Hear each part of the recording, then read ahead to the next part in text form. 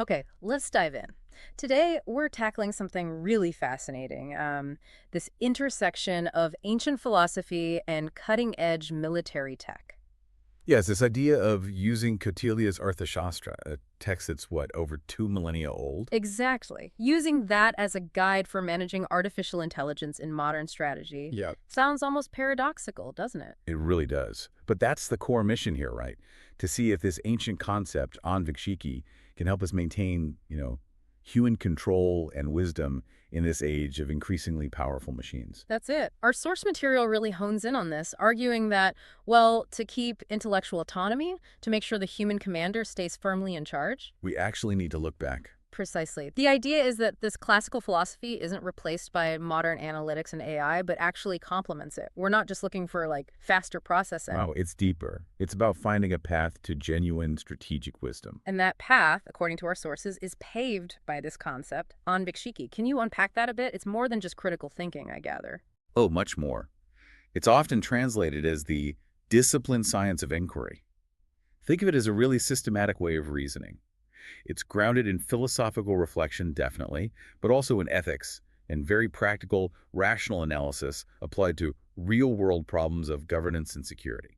So, structured thought, really built for making tough calls under pressure. Exactly. And Kautilya himself, he saw this not as some academic exercise, but as fundamental, Yeah. absolutely essential for rulers and their advisors. There's that core quote, isn't there, from the Arthashastra itself. It really sets the stage for how important he thought this was. It does. It's the perfect hook, really. It elevates this idea of inquiry from just a useful skill to, well, an institutional necessity. He says, Anvikshiki, the science of inquiry, is the lamp of all sciences, the means of all actions, and the support of all laws and duties. The lamp of all sciences. That's powerful imagery. It implies that without it, everything else, even the most advanced AI. Is operating in the dark. You might have the capability, but you lack the guiding light to use it wisely. Okay, so that establishes its importance back then, but why the urgency now? Why dredge up this ancient lamp for today's strategic environment? What's driving this need? Well, look at the world we're in. The strategic environment is incredibly fluid, maybe more than ever. You've got this resurgence of great power rivalry. Not just ideological sparring, but real technological and operational competition. Right. And it's happening in these contested information spaces, lots of gray zone coercion, conflicts simmering just below the threshold of outright war. Plus, the sheer speed of technological change, especially with AI, is just exponential. Exactly. All these factors crash together. They create this environment where military leaders face immense pressure. Decisions need to be made faster, often with less certainty, and all while the tech landscape is constantly shifting beneath their feet. And that pressure creates the central dilemma, doesn't it? The need to compress those decision cycles, to go from data to action almost instantly. Yeah, you're dealing with these massive, messy streams of data from everywhere. Sensors, intelligence, open sources. It's just too much for any human mind to process alone. So AI seems like the obvious answer. Plug it in, let it crunch the numbers. And that's precisely the tension. AI can process that data at incredible speeds, but there's a real danger, our sources warn, of mistaking that technological capacity, that speed and processing power, for actual strategic wisdom. The AI gives you answers, maybe probabilities. But Anvikshiki, this science of inquiry, gives you the framework to question those answers, to ask, is this the right question? Are the assumptions valid? What are we missing? Without that questioning framework, you risk what? Just letting the algorithms take over? That's the core risk. Allowing these increasingly complex, often opaque algorithms to slowly, almost silently, displace human strategic judgment. The goal is always augmentation, using AI to help humans think better. But the danger is abdication, handing over the reins without even realizing it. Precisely. And that distinction, augmentation versus abdication, is why we need to understand Anvikshiki not as some historical curiosity, but as a practical tool, maybe the essential tool, for preventing that abdication. Okay, let's dig into Anvikshiki itself then. What did it actually look like in Kautilya's time? What was its function within that political system? Well, in the world of the Arthashastra, Anvikshiki wasn't optional for the leadership. It was considered a standard, necessary competence for the king and his key advisors, his ministers. So like part of their job description almost. Absolutely. And it wasn't taught like we might teach philosophy today as something abstract. It was, in effect, professional military and administrative education rolled into one. It explicitly covered logical reasoning, how to debate, how to make valid inferences, but also philosophical reflection on the state's goals and values, and very applied learning about how governance and security actually worked. It trained them how to think strategically about state power. Yes, exactly. And our sources really stress how practical this was. It wasn't just navel-gazing. It functioned as a discipline tool. A tool for what, specifically? For scrutinizing evidence, really digging into intelligence reports, for testing the hidden assumptions behind proposed policies, and crucially, for making sure that whatever action the state took was aligned not just with immediate goals, but with prudence and the state's longer-term commitments and stability. It sounds a lot like an early form of strategic planning doctrine, or maybe even quality control for decision-making. But that's a great way to put it. A doctrine for intellectual engagement. Kautilya expected his advisors not just to agree, but to challenge him, to challenge each other. He wanted them to engage in what we now probably call structured competitive analysis. So, actively debating different options. Yes, carefully weighing the pros and cons of different courses of action. And critically, thinking through the second and third order consequences, what happens next and after that, especially for big decisions involving war, alliances, or major resource allocation. This sounds demanding. It implies specific mental processes, repeatable steps. You mentioned parallels to modern red teaming. What were the specific demands of Anvikshiki that resonate with that? There are, I think, 4 key demands that jump out as being incredibly relevant today. First, the absolute necessity of careful study and thorough cross-checking of all your sources. Don't take anything at face value. Never. In Kautilya's day, that meant using diverse intelligence streams, spies, diplomats, reports from ordinary citizens, travelers. You had to compare and contrast. And today, with AI and massive data. It translates directly. You have to verify your data's origin, its provenance.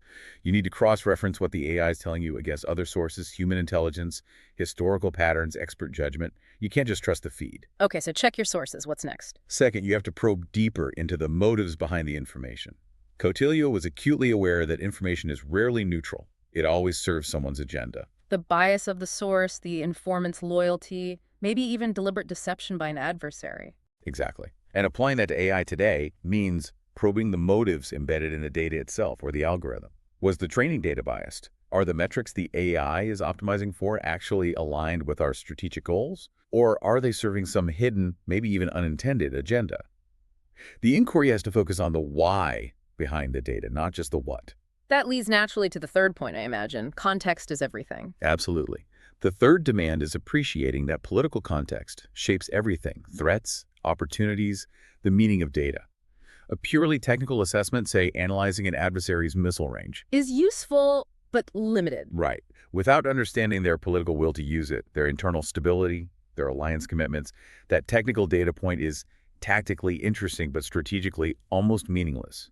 Anvikshiki demands that integration of technical detail with political reality. And the fourth demand, this one seems potentially counterintuitive to some modern interpretations of realpolitik. It is. The fourth demand is embedding moral and normative considerations right into the heart of statecraft.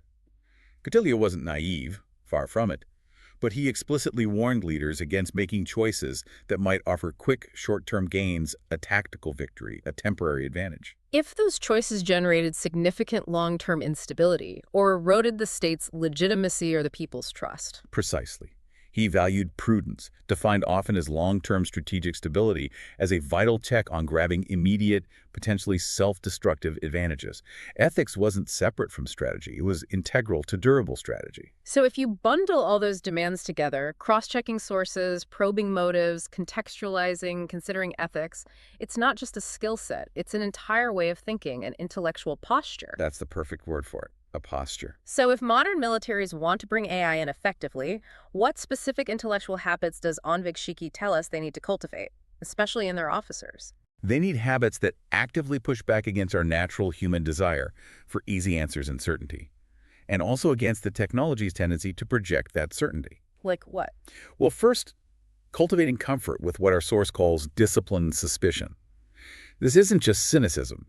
It's a structured, methodical skepticism applied rigorously, especially towards outputs from complex systems you don't fully understand, like many AI tools. Okay, be suspicious, but how do you handle the sheer scale? AI gives you these floods of quantitative data.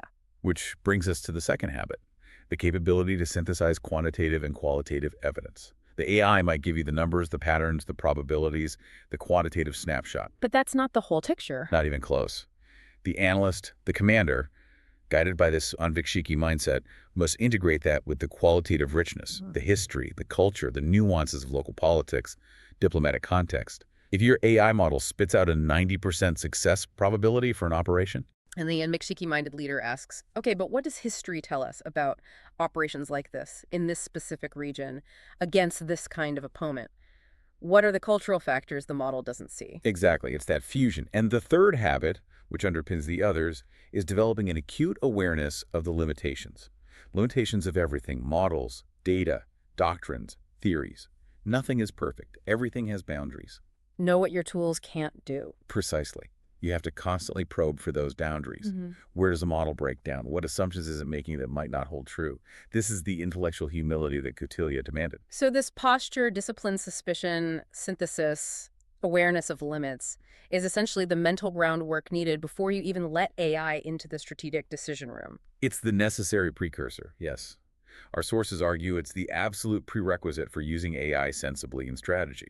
It ensures the human mind is structurally prepared to engage with the machine's output critically, recognizing the AI as a powerful tool, but ultimately only as good as the human asking the right questions. That connection makes a lot of sense. The human mind needs to be primed for skepticism.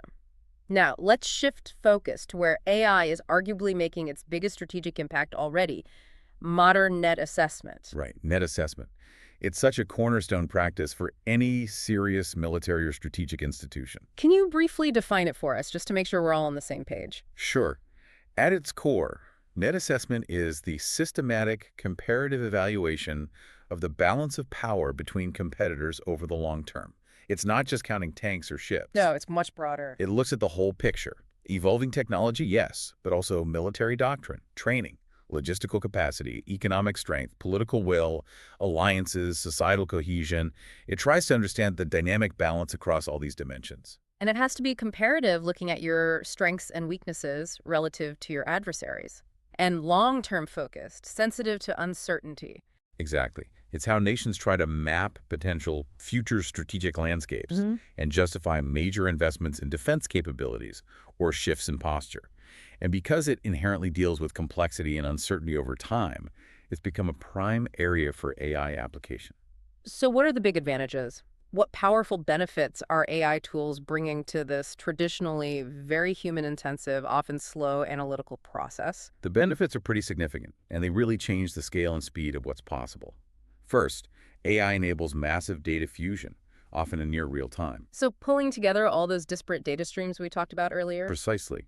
Think about analysts historically spending months, maybe years, painstakingly trying to manually correlate signals, intelligence, satellite imagery, open source reporting, economic data, diplomatic cables. It was incredibly laborious. And probably incomplete. Often, yes. Now, AI can fuse these heterogeneous streams, social media trends, commercial shipping data, financial transactions, sensor networks almost instantaneously. It provides a much more holistic, integrated picture of the competitive environment, updated constantly. So you move from a static snapshot taken months ago to a dynamic, almost living map. That's a good way to think about it. Second, AI brings advanced pattern recognition and anomaly detection capabilities that are simply beyond human scale. Finding the needle in the haystack of data. Exactly. It can spot subtle shifts in an adversary's military posture, logistical movements, R&D investments, even changes in their doctrinal publications or online discourse, faint signals buried deep within massive amounts of noise that human analysts would likely miss. And the third big benefit. Complex exploratory simulation. AI allows you to run thousands, even millions, of possible scenarios across multiple domains: air, sea, land, space, cyber, information simultaneously. Wargaming on steroids, essentially? In a way, yes. You can rapidly model things like, what happens if competitor A deploys this new hypersonic weapon, while competitor B faces a domestic economic crisis, and ally C remains neutral? You can explore countless variations far faster than traditional methods. It dramatically accelerates strategic foresight and contingency planning. Okay, that speed, that scale, that pattern recognition, it sounds like a game changer, a definitive advantage. It certainly offers the potential for one. But there's always a but, isn't there? You can't have that kind of power without introducing new risks, new vulnerabilities. Now we have to talk about the dark side. If that guiding philosophy of Anvikshiki is missing, What are these black box risks that come with relying heavily on AI for net assessment? This is where it gets tricky. If the whole assessment process isn't consciously guided by that disciplined inquiry, the AI doesn't just analyze data neutrally.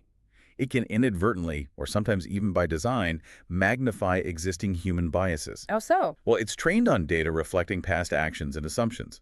If those assumptions were flawed, the AI learns the flaws. And worse, it presents its outputs with this veneer of mathematical precision, this illusion of objectivity. Making it seem more credible than it might be. Exactly. We mistake the speed and confidence of the output for its actual validity or wisdom.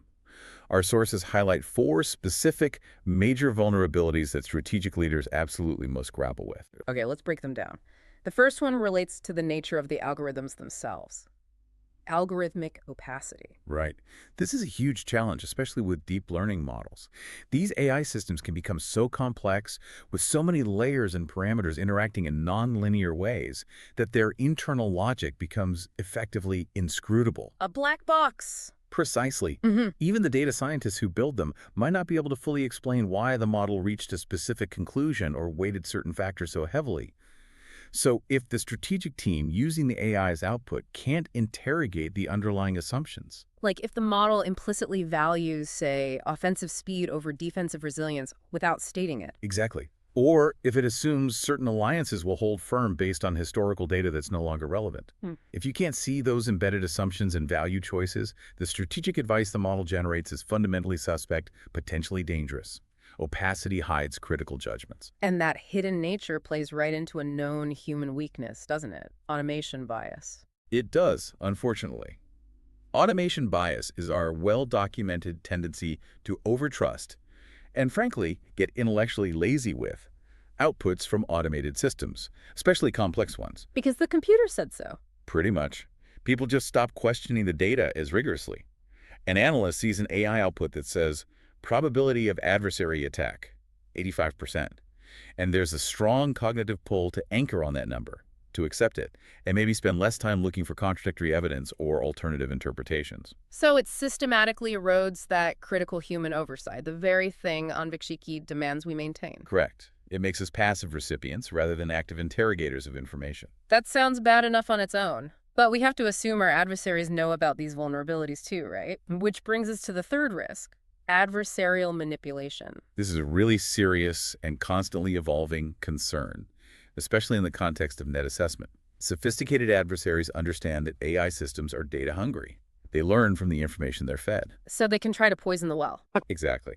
If an opponent figures out what kinds of data your net assessment AI relies on, maybe it scrapes open source news, tracks financial markets, analyzes social media, monitors specific sensor feeds, they can engage in what's called data poisoning. How does that work? They can subtly, carefully inject misleading or biased information into those data streams. Maybe slightly alter financial reports, spread targeted disinformation online, spoof sender signals. It's designed to slowly, incrementally corrupt your AI's understanding of the world. Guiding your assessments and therefore your decisions in directions that benefit them. Precisely. And the scary part is, the AI might still report high confidence in its corrupted assessments because it doesn't inherently know the input data has been tampered with.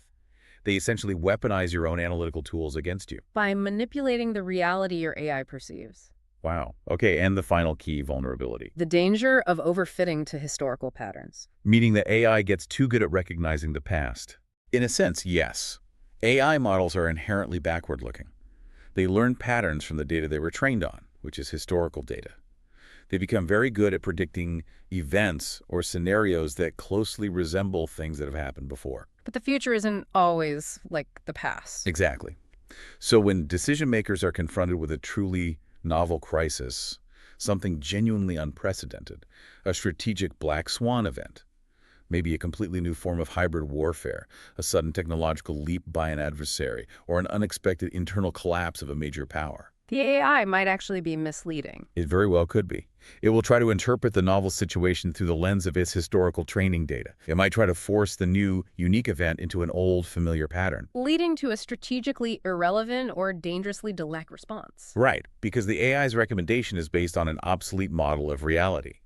This failure of strategic imagination, this inability to recognize true novelty, is a direct consequence of over-relying on computation without that critical, forward-looking human judgment fostered by Anvikshiki. Okay, so we have these incredible AI tools offering speed and scale, but they come packaged with these serious risks: opacity, bias, manipulation, overfitting. It seems clear we can't just plug them in and hope for the best. Absolutely not. That would be strategically negligent. So if we accept these risks are, to some extent, inherent in the technology, the crucial next step is building guardrails, philosophical and practical guardrails. How does Kautilya's Anvikshiki function as what our sources call a meta-framework to regulate how AI is used in analysis? How does it ensure the AI stays a tool, not an oracle? Anvikshiki provides that essential oversight layer. It acts as the institutional and cognitive quality control mechanism for the technological outputs. It instills a mindset, really, that approaches technology with that disciplined suspicion we talked about. So how does it do that specifically? What functions does this framework provide for actually testing and validating what the AI churns out? The source material outlines several key functions. The first one is contestation. Contestation. That sounds more active than just a peer review. Oh, much more active. It means deliberately, systematically testing the AI models and their outputs against the equivalent of smart, adaptive human opponents. This isn't just debugging the code. It's like red teaming the algorithm itself? Exactly. Imagine a military setting up a dedicated adversarial AI assessment team. Their sole mission is to probe the known weaknesses of the specific AI model being used for, say, target recommendations or strategic forecasting. They actively try to fool it, mislead it, find its blind spots, challenge its conclusions under simulated realistic adversarial conditions. And if the model fails these stress tests? Then its strategic guidance has to be significantly downgraded or potentially discarded, no matter how fast it produced the answer or how high its internal confidence score was.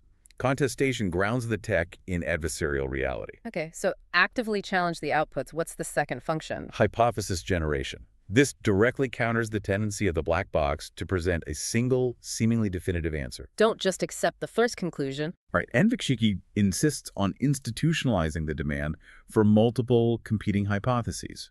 Strategic leaders should never be presented with just one AI-driven conclusion like, this is the optimal course of action. Instead, the process should demand alternatives. What are other plausible explanations for this data?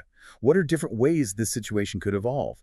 It forces the commander to actively weigh scenario A versus scenario B versus scenario C, considering the different assumptions and risks involved in each, rather than just passively accepting the AI's preferred path A. That sounds like a direct antidote to automation bias. It forces conscious deliberation. It does. The third function is integration. This is about mandating the inclusion of knowledge that raw algorithms often struggle with or ignore completely. The human element, the context. Exactly. Algorithms excel with structured data, numbers, quantifiable metrics. They often falter with nuance, ambiguity, and the unquantifiable aspects of human behavior, culture, history, political will, trust, fear. Things that are hard to code. Very hard, if not impossible.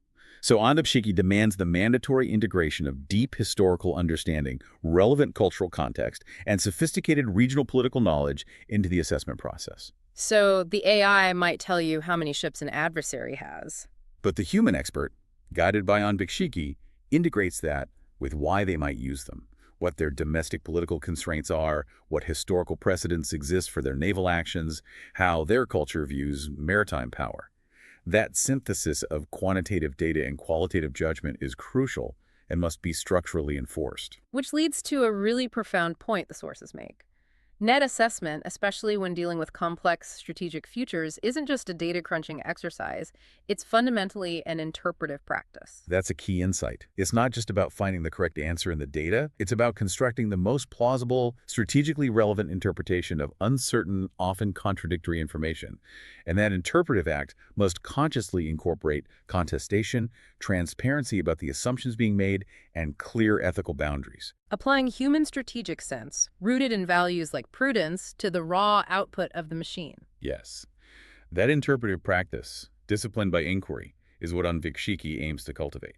It keeps the process grounded, value-aware, and strategically humble. This all reinforces that central theme, doesn't it? Strategic inquiry has to be anchored in this reflective questioning, drawing on multiple sources of assessment, human and machine, and always maintaining the absolute subordination of the AI systems. They serve us, not the other way around. Absolutely. And to make that subordination crystal clear, the source material explicitly brings in the classic DIKW hierarchy. Data, information, knowledge, wisdom. Right.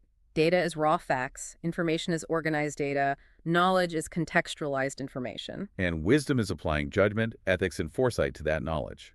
AI is fantastic at the lower levels, processing raw data, structuring it into useful information, and even identifying patterns that constitute knowledge. But it struggles at the top. It cannot achieve wisdom. That highest level requires uniquely human capacities: moral reflection, prudence based on experience and values, deep political foresight, the ability to understand second and third order effects on human systems, and the acceptance of irreducible ambiguity. Wisdom cannot be computed. So the AI can provide incredibly sophisticated building materials, the data, the information, the knowledge bricks. Highly refined bricks, yeah. But only the human strategist, the commander guided by the principles of Anvikshiki, can act as the architect deciding the overall design, ensuring structural integrity, considering the long-term purpose and ethical implications of the building. That's the wisdom part. Exactly. Without that human architect overseeing the project, all you have is a powerful, potentially chaotic pile of high-tech bricks. Unguided computation is not strategy. Okay, having the philosophical framework is one thing. Making it actually work inside a huge, complex organization like a modern military, that's a whole different challenge. Implementation is always the hard part, isn't it? Absolutely. So, Section 4 in our source material gets practical. It lays out this comprehensive, three-pronged strategy for operationalizing Anvikshiki. Let's start with the first vector, shaping the people. Vector 1 is professional military education, or PME. Right. PME is identified as the crucial starting point, the primary arena for actually cultivating these cognitive habits we've been talking about in future commanders, staff officers, analysts, everyone involved in strategic decision-making. If you don't train the next generation to think this way, to question the outputs of sophisticated technology, then the whole philosophical superstructure collapses at the first point of contact with reality. The goal here has to be a fundamental shift in educational focus, moving beyond just teaching doctrine by rote, towards deliberately building ingrained habits of reflective inquiry, disciplined skepticism, basically hardwiring that internal Anvikshiki mechanism into how officers think. That sounds like a pretty significant overhaul of existing PME curricular. What specific changes would be needed to actually teach this kind of structured inquiry effectively? Well, it starts with prioritizing intellectual rigor that sometimes gets pushed aside for more technical or operational training. Our sources suggest dedicated modules focusing on things like formal logic, structured argumentation, how to build and dissect a coherent case, and critically intensive training on cognitive biases. Understanding your own mental traps first. Exactly. An officer needs to be acutely aware of their own tendencies towards confirmation bias, anchoring, groupthink, and especially automation bias before they can hope to critically evaluate the output of a machine that might inadvertently amplify those very biases. Self-awareness is the foundation. How do you bring Kautilya himself into the classroom, not just as a historical figure, but as a source of practical wisdom for today's problems? The suggestion is to use deep, perhaps Socratic-style seminars that directly integrate classical texts, not just Kautilya, but maybe Thucydides, Sun Tzu too, with contemporary operational case studies. So connecting the ancient principles to modern challenges. Right. Take Kautilya's detailed advice on managing spies and informants. How do those principles apply to vetting digital data sources or assessing the reliability of AI-driven intelligence reports today? Take a sophisticated thinking on the calibrated use of force, deception, and alliance management. How does that inform strategy in complex, multi-domain operations involving cyber or space?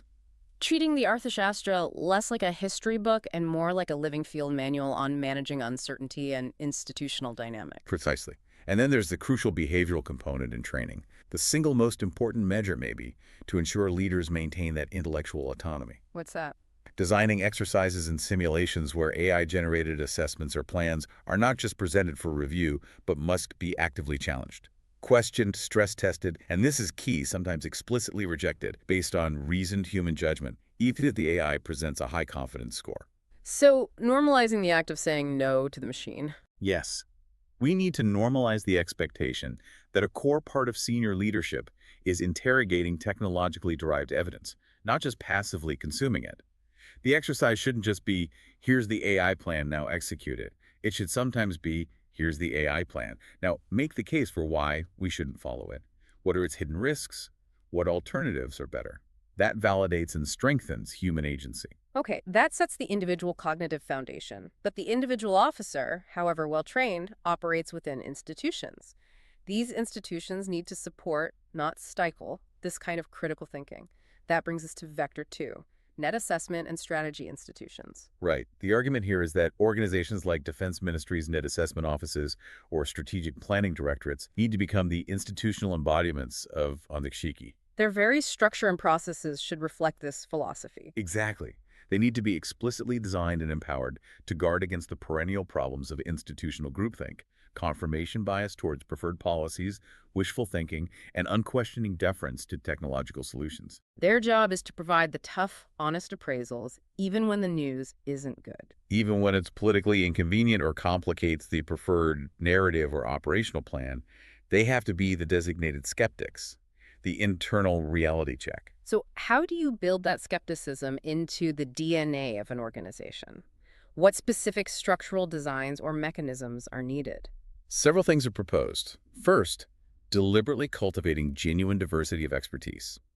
Strategic wisdom doesn't come from just one discipline. You can't just have technologists assessing technology. No. You need historians who understand long-term patterns, regional specialists deeply versed in specific cultures and political systems, economists who grasp resource constraints, ethicists who can flag normative concerns, sitting right alongside the technologists, the data scientists, the military operators.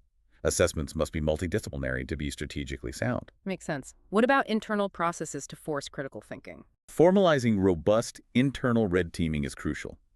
Having dedicated teams whose job it is to challenge the main assessment, to find flaws in the logic, to argue for alternative interpretations.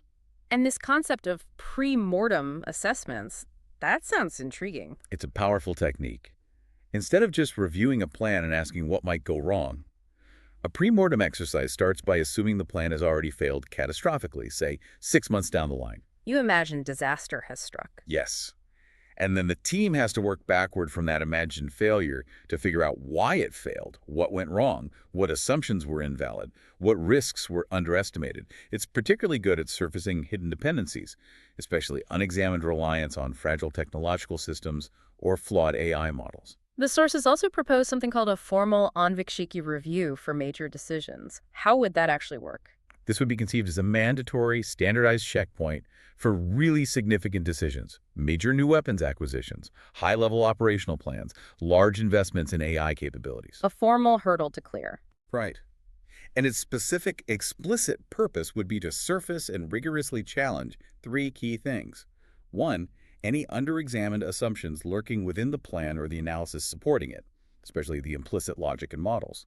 2, critical dependencies on potentially opaque or vulnerable AI systems. And 3, plausible adversary countermoves or adaptations that the main plan or the AI driving it might have overlooked, perhaps due to that overfitting problem. So it's an institutionalized pause for rigorous skeptical scrutiny before committing resources or forces. Exactly. A structured reality check grounded in Kautilya's core demand for thoroughness and foresight. And the ultimate aim of structuring institutions this way isn't just better analysis, it's resilience. Strategic resilience, that's the key performance indicator here. Building organizations that aren't brittle, that don't shatter when confronted with surprise or failure. Resilience comes from intellectual flexibility, the capacity to adapt when the adversary does something unexpected or when your initial assumptions prove wrong. And that requires avoiding over-reliance on any single narrative, any single model, any single technological solution. Which, in turn, requires leadership willing to protect those dissenting voices and tolerate those uncomfortable truths. That leadership commitment is non-negotiable for this to work. Okay, so we've shaped the people through PME, structured the institutions for skepticism. Yeah. The final piece is the technology itself. Vector 3 addresses the AI-enabled decision support architectures. The argument is, if the tools themselves aren't designed right, they'll undermine everything else. Correct. The design of the AI systems, the interfaces, the workflows they have to actively support and encourage Anvikshiki values, not silently erode human reasoning through poor design. This thinking needs to happen left of the boom, as they say, built in from the very beginning. What's the foundational principle for designing these systems? The absolute bedrock is ensuring human in command architectures. This isn't just about having a human push the final button. It means the entire system is designed to augment the commander's cognitive processes to serve their need for understanding and judgment, not just to optimize for computational speed or automate decisions. The human directs the inquiry. How does that translate into specific design features? We hear a lot about transparency. What does Anvikshiki informed transparency look like in an AI system? It means going beyond just saying a model is explainable. It means providing practical documentation of the model's logic, its training data, its known limitations, and crucially, its data lineage wherever feasible. So the user can trace the reasoning. To some extent, yes. A commander or analyst looking at a high-confidence AI recommendation should be able, ideally, to click down and see, at a minimum, what were the key data points or features that drove this conclusion. How sensitive is this conclusion to changes in those key inputs? When was the training data for this specific model last updated and validated? If you can't trace the why behind the recommendation, you can't subject it to disciplined inquiry. You're back to the black box. And then there's the thorny issue of accountability. How do you embed that into the system architecture so it's not just an afterthought? Accountability has to be designed in, made unavoidable. The system architecture must enforce clear allocation of responsibility. It needs to create an immutable audit trail. Who made the final decision? What specific algorithmic inputs informed that decision? What level of confidence did the system express? What alternative options were presented or considered and rejected? So you can't blame the algorithm. Never. The AI is a tool. It provides input. It is never accountable for the outcome. The human commander retains full moral and professional responsibility for decisions informed by AI, and the system's architecture must support and document that responsibility, not obscure it. Finally, how does this Anvikshiki philosophy change the actual user interface? What the commander or analyst actually sees and interacts with on their screen? This might be one of the most practical and visible changes. The interface design cannot present AI outputs as single, deterministic truths or recommendations. Strategic reality is inherently uncertain. So no big green button saying, do this. Definitely not. Yeah. The interface must be designed to actively visualize uncertainty. It needs to clearly display confidence levels, ranges of possible outcomes, key underlying assumptions, and importantly, plausible alternative interpretations or courses of action. Give me an example. Instead of the screen saying, optimal strategy, course of action X, it should display something more like, option X, estimated 70% success probability. Confidence interval, 60-80%, assumes adversary responds conventionally. Key risk, high dependence on cyber dominance. And alongside it, alternative Y, estimated 60% success probability, CI 50-70%, less reliant on cyber, assumes political objective Z remains paramount. Key risk, slower tempo. So it forces the commander to compare, to weigh risks, to apply judgment based on probabilities and assumptions, not just accept a single answer. Exactly. It compels the exercise of strategic judgment.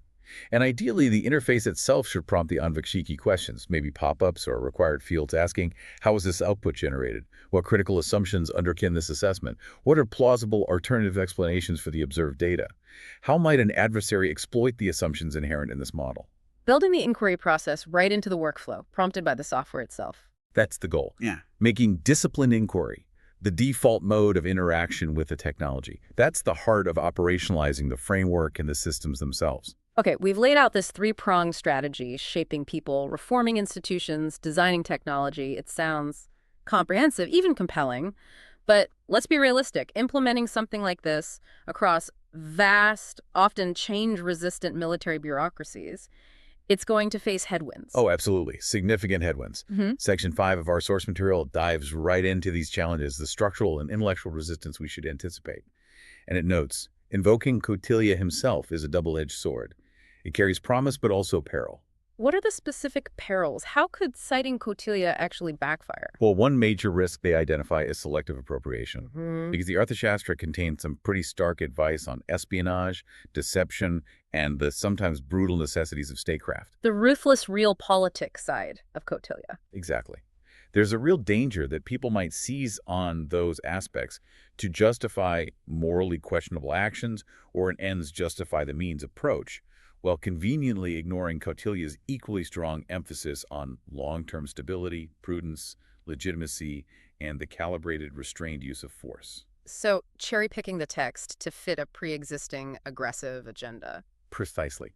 They wrap themselves in the mantle of classical realism, but ignore the crucial balancing elements of Kautilya's thought. That's a distortion. That seems like a danger of misinterpretation. What about just paying lip service? The source calls it superficial traditionalism. Right. This is where you use the classical references, the Anvikshiki terminology, Hmm. and maybe even name a new office after it, but it's all cosmetic. It sounds good, makes the initiative seem grounded and sophisticated. But underneath, nothing actually changes. Exactly. The underlying analytic practices, the bureaucratic incentives, the cultural norms, they all remain the same. You still reward analysts who deliver findings that support the boss's preferred narrative.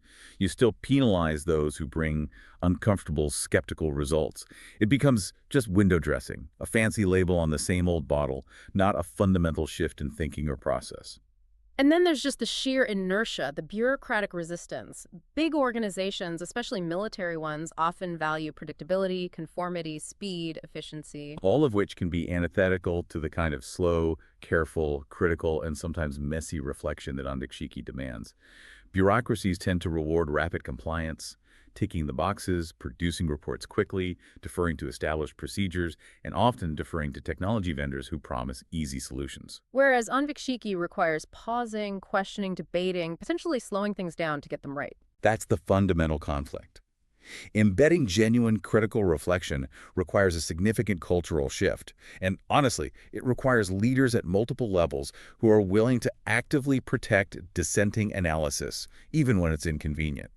Leaders who will tolerate ambiguous or uncomfortable results, who will accept assessments that complicate their preferred plans, and who will actually commit resources, time, people, money to rigorous inquiry over just getting a fast, superficial answer. That demands real leadership courage, not just management. It absolutely does. It requires a sustained commitment that goes way beyond just issuing a new doctrine or policy paper. Okay, beyond these structural hurdles, AI itself brings some unique and really acute ethical challenges to the forefront. You touched on this earlier, the temptation to see AI outputs as somehow neutral, objective, purely mathematical. And therefore, perhaps morally uncomplicated. Right, which leads to this risk of displacing more responsibility onto the machine.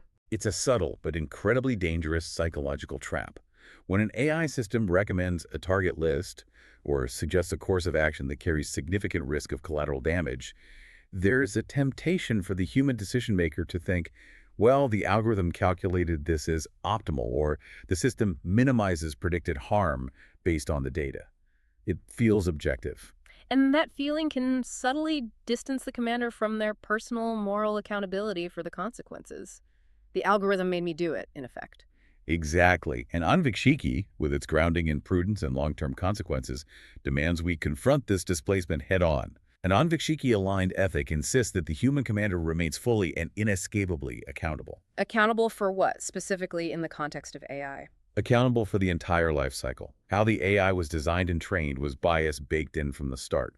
How it's deployed are its limitations understood and mitigated. And crucially, how its outputs are interpreted and acted upon. And this accountability isn't just technical, is it? It extends to the real-world impact. Absolutely. It encompasses accountability for the potential collateral consequences, for civilian harm, for unintended escalation risks, for maintaining strategic stability. If an AI system, due to biased training data, consistently recommends targeting in ways that disproportionately affect a certain civilian population, the commander who deployed and trusted that system bears responsibility for those discriminatory outcomes. So the complexity of the tool doesn't reduce the burden of responsibility. If anything, it increases it. It has to, which means you need robust, clear structural guardrails for how this technology is governed and used. What kind of guardrails? Things like transparent governance processes for AI development and deployment within the military, rigorous independent auditability of AI systems and the decisions they inform, clear mechanisms for redress when things go wrong. There has to be a conscious, continuous effort to balance the undeniable operational advantages of AI with the non-negotiable ethical constraints and the imperative of maintaining long-term strategic stability that Kautilyan prudence again. Because without that balance, without those ethical and strategic guardrails. The relentless pursuit of technological acceleration driven by AI could paradoxically end up undermining the very security and stability it's supposed to enhance. The means we choose absolutely shape the ends we achieve, especially in strategy. An ethically unmoored, purely technocratic approach is ultimately strategically unsound. So as we bring this really rich discussion to a close, let's try to synthesize the main threads. What's the bottom line here? What does this fusion of ancient inquiry and modern technology ultimately mean for military effectiveness and, maybe more importantly, for cognitive resilience in this incredibly fast-paced, AI-driven era? I think the final analysis, the core takeaway from our sources, is profoundly human-centric. Despite all the talk on technology, strategic success in the coming decades, they argue, won't just be determined by who has the slightly faster algorithms or the slightly sharper sensors. It's not just a tech race. No, it will be defined, perhaps decisively, by whose institutions, whose leaders, whose analysts, whose organizational cultures can think more clearly, more critically, and ultimately more prudently, especially when dealing with the inherent fog and friction of strategy, uncertainty, deception, escalation dynamics, and the difficult choices around restraint. And Kautilya's Anvikshiki. Provides the intellectual toolkit. It gives us the vocabulary, the concepts, the structured approach needed for that kind of disciplined, reflective inquiry in the face of complexity and pressure. It reminds us, really, that strategy itself, at its heart, isn't a technical problem to be solved by an algorithm. Exactly. It's fundamentally an exercise in critical reasoning, conducted under immense pressure, and always subject to profound moral and political constraints. It's more art and philosophy than pure science. So by consciously integrating this classical philosophy, this Anvikshiki framework, into our modern military structures, by genuinely reforming PME, redesigning our assessment institutions, building AI systems that demand critical engagement, We can cultivate decision makers who are capable of leveraging the incredible power of advanced tools for data gathering and analysis, but who crucially resist the temptation to become intellectually dependent on those very tools. They remain the masters, not the servants, of the technology. And that fosters true cognitive resilience. Yes, resilience against adversarial manipulation and disinformation. Resilience against the seductive hype that often surrounds new technologies, and resilience against our own internal biases and institutional groupthink. The goal isn't just smarter machines. It's wiser humans guiding those machines within more reflective and strategically agile organizations. We need the AI for speed and scale. But we need Anvikshiki for depth, for context, for prudence, for wisdom. You absolutely need both. The first without the second is just accelerating towards a potential cliff. It really hammers home that central principle. AI must be rigorously developed and deployed as an enabler of enhanced human judgment, never, ever as its replacement. That's the fundamental subordination principle in action. And that, I think, is the core insight we really hope you, our listeners, take away from this deep dive today. That sometimes the oldest principles of strategic thought, of disciplined inquiry, are actually our most vital safeguards when navigating the challenges posed by the newest, most powerful technologies. Kautilya, it turns out, still has a lot to teach us about the future. And he left us with such a concise, powerful encapsulation of this whole discussion. A timeless principle that applies far beyond just military strategy, really, to any situation involving complex information and critical decision-making. Right at the beginning of the Arthashastra, he states it so clearly. Reasoning is the root of all undertakings. That deliberate, reflective inquiry, that structured, disciplined suspicion, that's the foundation. And that's the final thought we want to leave you with today. Mull that over as you face your own complex challenges. Reasoning is the root.